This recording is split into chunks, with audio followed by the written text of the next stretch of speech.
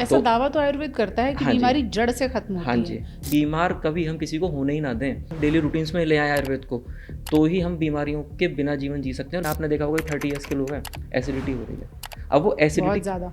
क्यों हो रही है? वो एसिडिटी वो उस बीमारियां हमारे द्वारा करे गए प्रैक्टिसेस का एक रिजल्ट है। कुछ लोग ऐसा कहते हैं कि अगर एसिडिटी हो रही है तो फ्रिज का रखा कच्चा दूध आधा कप पी लीजिए, उससे फ़ायदा होगा। आप दूध को ठंडा करके भी पी लेंगे ना, तो भी आप कफ को ही बढ़ा रहे हैं। क्योंकि बहुत सारे ऐसे पॉडकास्ट में या फिर बहुत सारी रील्स में मिल जाता है कि आप जीरा लीजिए, अजवाइन लीजिए, इससे आपकी गैस ठीक हो जाएगी। जो लोग इस चीज़ों को चला रहे हैं ना, वो उस सच्चाई को लोगों को बता ही नहीं रहे हैं। इम्यूनिटी का भी कोई शॉर्टकट है क्या कि हम ये खाएं और इम्यूनिटी आ जाए? मैम, मुझे लगता है कि ये सबसे बड़ा एक झूठ है। लोग हल्दी दूध में डाल के पीते हैं कि हमारी इम्यूनिटी बहुत अच्छी रहेगी। कोई भी ऐसी चीज़ नहीं है कि जो हमारे शरीर में उस पावर को डाल सके जिससे हम बीमारी से लड़ सकते हैं। तो जो ये कॉन्सेप्ट है कि सुबह उठो खाना खा लो, वो इसलिए है। हालांकि होता उल्टा है, लोग रात को जम के खाते हैं कि अब हाँ तो जी, घर आए हैं आराम से खाएंगे। तभी बीमारियां बहुत सारी बढ़नी शुरू हो गई हैं। आयुर्वेद वैसे चाय को लेकर कहता क्या है? आयुर्वेद में चाय का कोई कॉन्सेप्ट ही नहीं। आंवला ही एक ऐसा वनस्पति है, या फिर मैं कहूँ कि आयुर्वेद की वो दिव्य औषधि है कि जिसको किसी भी फॉर्म में कैसे भी खाएं, उसकी प्रॉपर्टीज चेंज नहीं होती। आयुर्वेद एक ऐसा विज्ञान जो ना जाने कितने हजारों साल पुराना है, जिसे भारत से बहुत सारे लोगों ने, बहुत सारी दुनिया के लोगों ने उठाया और आज उस साइंस पर काम कर रहे हैं। लेकिन उसी आयुर्वेद को लेकर भारतीयों में या दुनिया भर के बहुत सारे लोगों में क्यों भ्रम रहता है? आयुर्वेद किस तरह से बाकी दूसरी विधाएं जो हैं उनसे अलग है? एलोपैथी से खासतौर पर आयुर्वेद बिल्कुल अलग कैसे है? और क्या आयुर्वेद वाकई आपकी बीमारी को जड़ से खत्म कर सकता है? इन सब सवालों के जवाब के साथ आज हम हाजिर हैं। हम आपको ये भी बताएंगे कि आप अपनी पेट से जुड़ी हुई छोटी मोटी समस्याओं का समाधान खुद कैसे कर सकते हैं। आप अपनी बॉडी को खुद हील करना चाहते हैं तो आपको क्या करना चाहिए? इम्यूनिटी कहाँ से मिलती है और कैसे पाई जा सकती है? हमारे साथ आज डॉक्टर गगन तिवारी हैं, जो कि कैलाश हॉस्पिटल से जुड़े हुए हैं और लंबे समय से आयुर्वेद की प्रैक्टिस कर रहे हैं। डॉक्टर साहब, सबसे पहले तो ये है कि लोगों को लगता है आयुर्वेद है मतलब भरोसा नहीं कर सकते। नहीं, इस चीज़ में थोड़ा सा लोगों को एक अपने आप में करेक्शंस की ज़रूरत है। और लोग भी कहीं हद तक सही हैं, क्योंकि सही जगह पे वो नहीं पहुंच पाए, इसलिए वो भरोसे वाली चीज़ें नहीं आ पाती हैं। होता क्या है कि जब तक हमें सही गाइडेंस ना मिले या सही आयुर्वेद वाले लोगों के बीच में हम ना पहुंचे, तब तक हमें लगता है कि हमने कुछ पत्ते लिए या हमने कुछ ले लिया तो यही आयुर्वेद, और हम इससे ठीक नहीं हो पाए तो आयुर्वेद से ठीक नहीं हो पाए। लेकिन आयुर्वेद की जब विषय की बात करी जाए, तो आयुर्वेद एक ऐसी साइंस है और इतनी एंसेंट साइंस है कि जिसका पालन करने मात्र से ही कि हम उसको अगर अपने डेली रूटीन्स में ले आए आयुर्वेद को, तो ही हम बीमारियों के बिना जीवन जी सकते हैं। और बीमारियां कभी हमारे पास आएंगी भी नहीं। अगर 1% चांसेस में बीमारियां आ जाती हैं, तो फिर हम उनको बहुत जल्दी से ठीक कर सकते हैं। क्या लोग गलत खाते हैं इसलिए उनको गैस एसिडिटी की प्रॉब्लम ज्यादा होती है? देखिए मैम, दो तरीके से ये चीज़ें डिसाइडेड होती हैं। कारण होते हैं दो, आहारज और विहारज। आहारज कारण होता है कि हम गलत खाते हैं, गलत तरीके का कोई भी फूड हम लेते हैं या फिर हम लगातार ऐसा खाते रहते हैं। विहारज होता है कि जो हम अपनी डेली लाइफ स्टाइल में चीज़ों को यूज़ कर रहे हैं, हम रह कैसे रहे हैं, हम सो कैसे रहे हैं, वो है विहारज कारण। या हम किस तरीके के परिवेश में रह रहे हैं, वो सब विहारज कारण है। तो जब ये दोनों कारण मिलते हैं, तब हम बीमार होते हैं।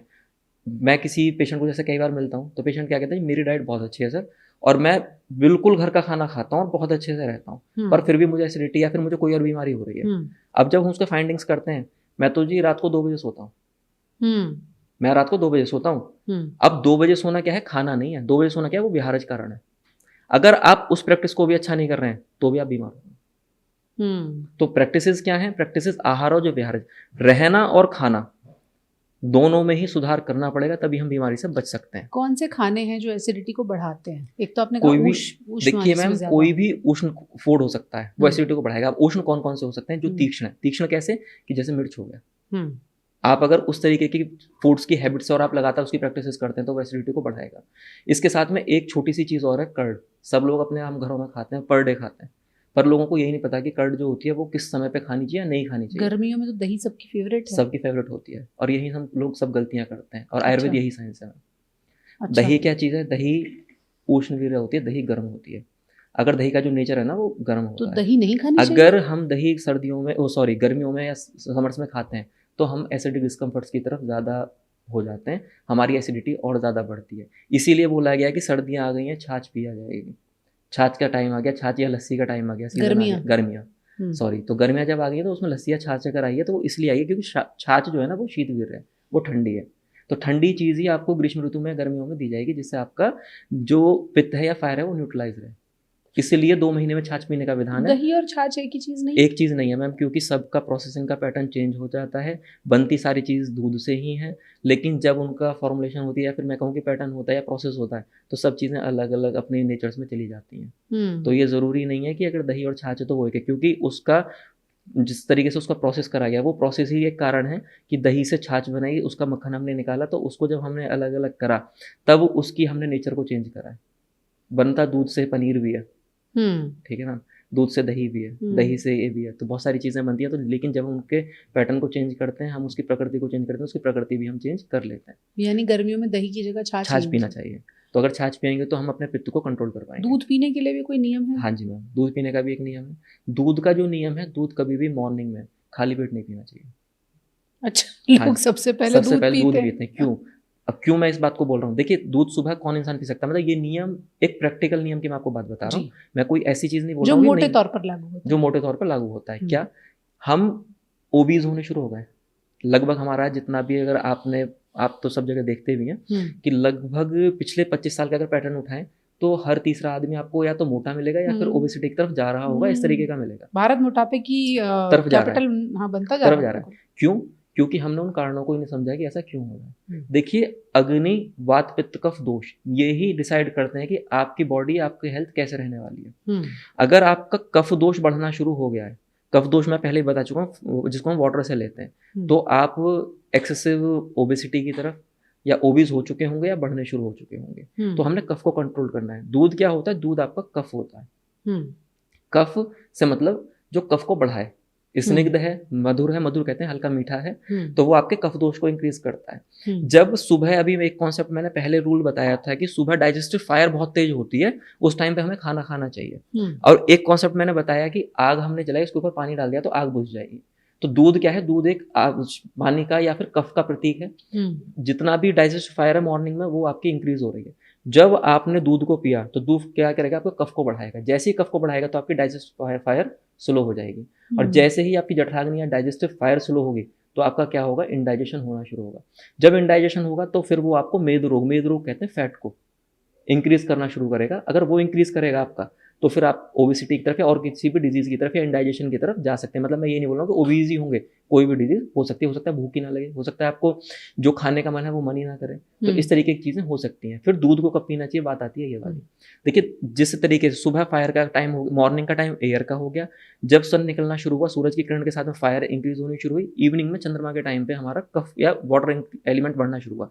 तो जब कफ को कफ के साथ हम यूज करेंगे, जो हमारा पुराना कॉन्सेप्ट है ना कि रात को खाना खा के दूध पी के सोना है, वो कॉन्सेप्ट ही ये है कि जब हम शाम को दूध पियेंगे तो वो हमारा शरीर में पाचन को बढ़ाएगा, जिसमें आपका दूध को एक गुण भी दिया गया, मृदुविरेचक कहते हैं। मृदुविरेचक कहते हैं कि वो हल्का लेग्जेटिव है, कि जब हम रात को दूध पीते हैं तो वो सुबह लेग्जेटिव का काम करके आपको कॉन्स्टिपेशन भी नहीं होने देता, गैस्ट्रिक डिस्कम्फर्ट भी नहीं होने देता।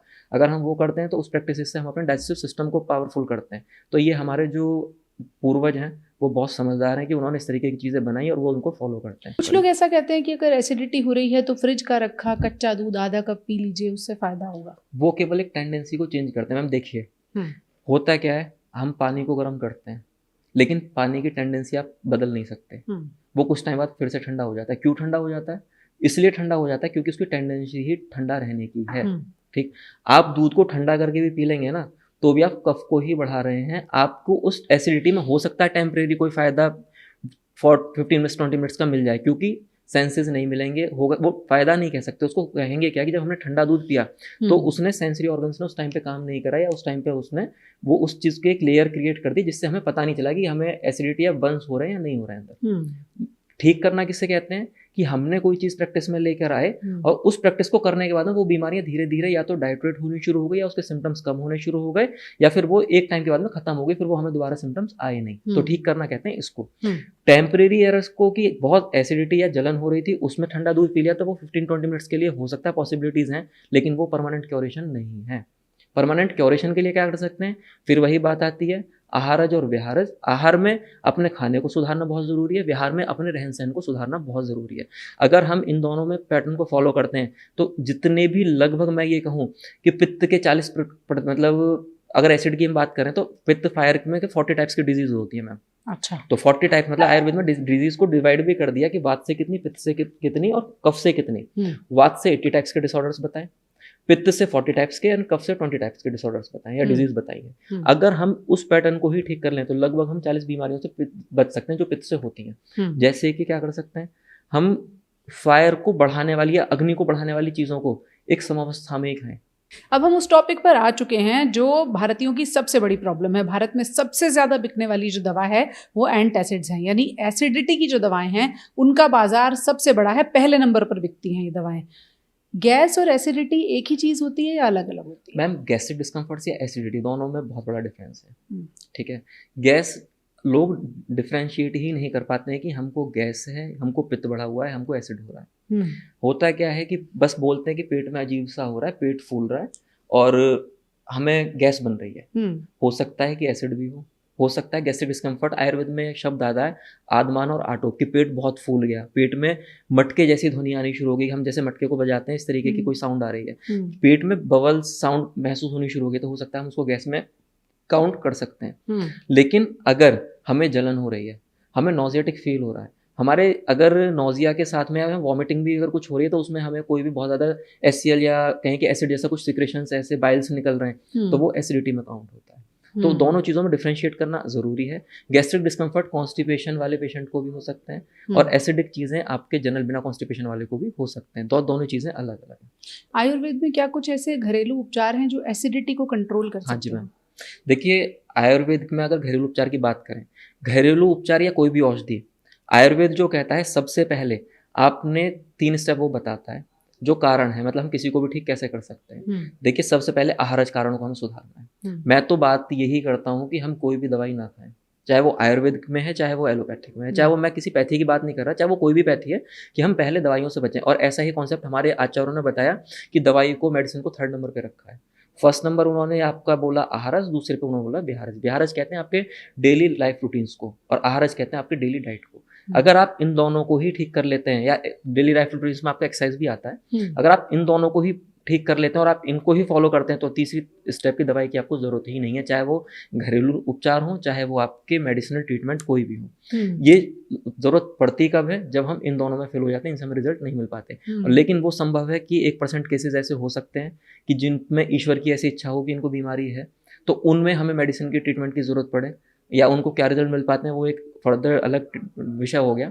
पर अगर हम अपने आप को ठीक रखना चाहते हैं तो हमें अपने आहार को, अपनी लाइफस्टाइल को ठीक करना ही पड़ेगा, तभी हम ठीक हो सकते हैं, तभी कुछ भी घरेलू उपचार काम कर सकते हैं। फिर भी अगर आप पूछ रहे हैं कि घरेलू उपचार में कर क्या सकते हैं, तो देखिए उसमें सबसे सरल तो एक ही उपचार है, हर घर में सौंफ और सूखा धनिया होता है जी। आधा चम्मच सौंफ और आधा चम्मच सूखा धनिया आप 1 गिलास पानी में शाम को भिगो दीजिए और सुबह उठ के उसको चाय के तरीके से बॉईल करिए। अच्छा। अब बॉईल करने के बाद में उसको छानकर ल्यूक वार्म रहने पर या फिर नॉर्मल टेम्परेचर होने पर पर डे उसको पीना शुरू करिए। तो इससे आपके 2 फायदे होंगे। पहला फायदा कि जिन लोगों को चाय की लत है कि मॉर्निंग उठते हमें बेड टी चाहिए, तो उस नुकसान से बच जाएंगे, या उस परेशानियां जो चाय करती है उससे बच जाएंगे, वो तो चाय पिएंगे। दूसरा फायदा बेड टी वाले मरीज जो लोग नहीं, वो उसमें फायदा करेगी, क्योंकि वो चाय के लिए वो कहते हैं कि हमें कुछ ऐसा चाहिए, कुछ गरम गरम सुबह मिल जाए। हाँ। तो उसमें क्या है कि आपकी हेल्थ के लिए हमने बताया कि आप सौंफ और धनिया को उबाल कर पीजिए, तो उससे होगा क्या कि आपके बेड टी वाला जो आपका ब्रेन का, मैं बोलूं कि अर्ज है आपकी जो जरूरत है या क्रेविंग्स जो ब्रेन की है कि मुझे चाय सुबह पीनी है, तो वो भी शांत होगी, आपने कुछ लिया। दूसरा आपको फायदा क्या होगा कि आपके जो एसिडिक डिस्कम्फर्ट्स आपको होते हैं, आपको पता भी नहीं चलेगा कि जैसे आपको 2-3 हफ्ते होंगे कि वो एसिडिटी आपको कम होनी शुरू हो गई है। जो लोग मतलब एसिड के नाम पे एंटासिड्स का कोई भी कैप्सूल या कोई भी सिरप या कुछ लेते हैं, उनके वो कम होने शुरू हो गए, उनकी उन्हें जरूरत महसूस नहीं हो रही है। तो यही एक बहुत अच्छा फॉर्मुलेशन है, तो इसको तो फॉलो करें। इसके साथ साथ में कोई भी मसाले, तला हुआ खाना, मैदे वाला खाना, चीनी या हाई कैलोरीज जिसमें भी हो सकते हैं, वो बेवरेजेस हो सकते हैं, शेक्स हो सकते हैं, कुछ भी हो सकता है, तो उन सब चीज़ों को कंट्रोल या लिमिट में या ख़त्म करना शुरू करें। हरी पत्तेदार सब्जियां इनको खाना शुरू करें, फल खाएं, फाइबर रिच डाइट लें, तो वो, और पर डे एक्सरसाइज करें और अच्छे से पानी पिएं, तो वो देखेंगे कि उनकी एसिडिटी खुद से ही उस चेंजेस को करने से ही ठीक होनी शुरू हो गई है। दूसरी चीज़ ये, जब आहारज की बात तो हम कर ली, विहारज में मैं 12 बजे सोता हूँ, कोई ये बोलता है कि मैं 12 बजे सोता हूँ, जब तक वो ये करेगा तो फिर ये सारी कोशिशें बेकार है। आज के एनवायरनमेंट को देखते हुए अगर मैं ये बात बोलूं कि नहीं आप 8 बजे सो जाइए, तो वो पॉसिबिलिटीज नहीं है। लेकिन हम 12 o'clock अगर 12 AM सो रहे हैं तो फिर वो भी गलत है।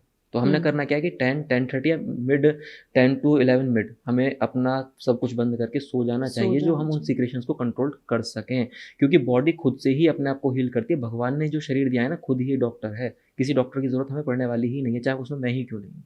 एसिडिटी के बारे में तो आपने बताया कि धनिया और सौंफ हाँ मिला जी। लें, क्या यही फॉर्मूला गैस पर भी काम करेगा? नहीं मैम, गैस पे ये चीज़ें काम नहीं करती हैं। देखिए, गैस का सबसे पहले फाइंडिंग्स को ढूंढना ज़रूरी है। अब कई बार होता क्या है कि हम यूट्यूब से, जैसे अभी हम पॉडकास्ट का माध्यम कर रहे हैं, मैं कुछ बताऊं, लोग क्या करेंगे कि उसी को करना शुरू कर देंगे। तो उन कारणों का फाइंडिंग्स बहुत ज़रूरी है कि गैस बन क्यों रही है। हो सकता है लीवर का किसी को कंडीशन हो, गैस बन सकती है। हो सकता है कॉन्स्टिपेशन, जैसे मैंने पहले बताया, वो इशू हो तो गैस बन सकती है। इंटेस्टाइन की कोई डिजीज हो तो गैस बन सकती है। किसी को एसाइटिस हो गया हो तो गैस बन सकती है। तो अगर ऐसी चीज़ें फ्रिक्वेंट हो रही हैं तो अपने नज़दीकी डॉक्टर को जाकर मिलके ही चीज़ों को ठीक, मतलब डायग्नोस करा के ही इलाज कराना ज़रूरी है। किसी भी तरीके से कि हमने बोल दिया कि आपको जीरा लेना है, आपको अजवाइन लेनी है, क्योंकि बहुत सारे ऐसे पॉडकास्ट में या फिर बहुत सारी रील्स में मिल जाता है कि आप जीरा लीजिए, अजवाइन लीजिए, इससे आपकी गैस ठीक हो जाएगी। आप सेंधा नमक मिला के हम गैस और चूर्ण बना देते हैं, ये इससे ठीक हो जाएगी। पर ज़रूरी ये है कि सबसे पहले फाइंडिंग्स की ज़रूरत, क्योंकि अगर वो टेम्परेरी एरर है, किसी भी फूड की वजह से आया, तो वो विदिन 1 डे या विदिन 12 आवर्स वो चीज़ आपकी हमसे दूर हो जाएगी। अगर वो आपको फ्रिक्वेंटली हर दूसरे दिन ये चीज़ हो रही है, तो कहीं ना कहीं वो आपका इंटरनल ऑर्गन्स का कोई ना कोई इशू है या कोई आपके अंदर बीमारी है। तो उसकी फाइंडिंग्स आपको अपने नज़दीकी डॉक्टर या कहीं भी जाकर करानी है, और उसके बाद में उसका ट्रीटमेंट जो हो सकता है वो करना। आंवला भी बहुत फायदेमंद बताया हाँ जाता है, जी, किसको फायदा करता है, कैसे लेना चाहिए? देखिए, आंवला जो है, आंवला, और हम बात अब आंवले का आपने पूछा तो मैं थोड़ा सा इसमें ऐड कर देता हूँ। त्रिफला पे ले आते हैं इस टॉपिक को। त्रिफला में आंवला, हरितकी और विविधकी, जिसको हम नॉर्मल लैंग्वेज में जानते हैं हरड़ बहेड़ा आंवला के नाम से हम इसको जानते हैं, जी। सभी लोग यूज कर लेते हैं। हरड़, बहेड़ा और आंवला, तीन चीजें हैं। हरड़ को हम हरितकी कहते हैं, बहेड़ा को हम विभितक कहते हैं, और आंवला तो आंवला होता ही है। तो आंवले का जब हम इनका प्रयोग करते हैं, देखिए सबसे अच्छी चीज पता है इसकी क्या है, कि ये त्रिदोष शामक है।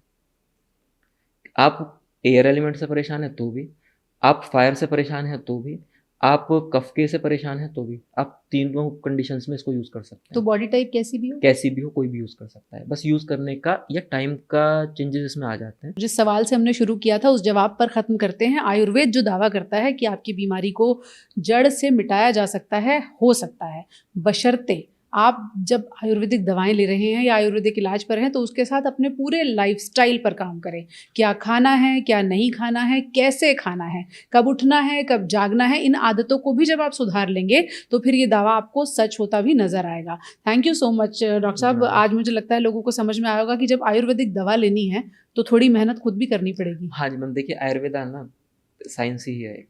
आयुर्वेद कोई भी जादू नहीं है। आयुर्वेद आप पैदा हुए हैं और आपकी डेथ तक की जो आपके डेली रूटीन है, जो दिन है, वो सब आयुर्वेद में आता है। तो आपको उसको सुधारना है तो आप सब सुधार, आपको किसी बीमारी की तरफ चिंता करने की जरूरत ही नहीं पड़ेगी। बिल्कुल सही बात है। धन्यवाद। ठीक है, नमस्कार।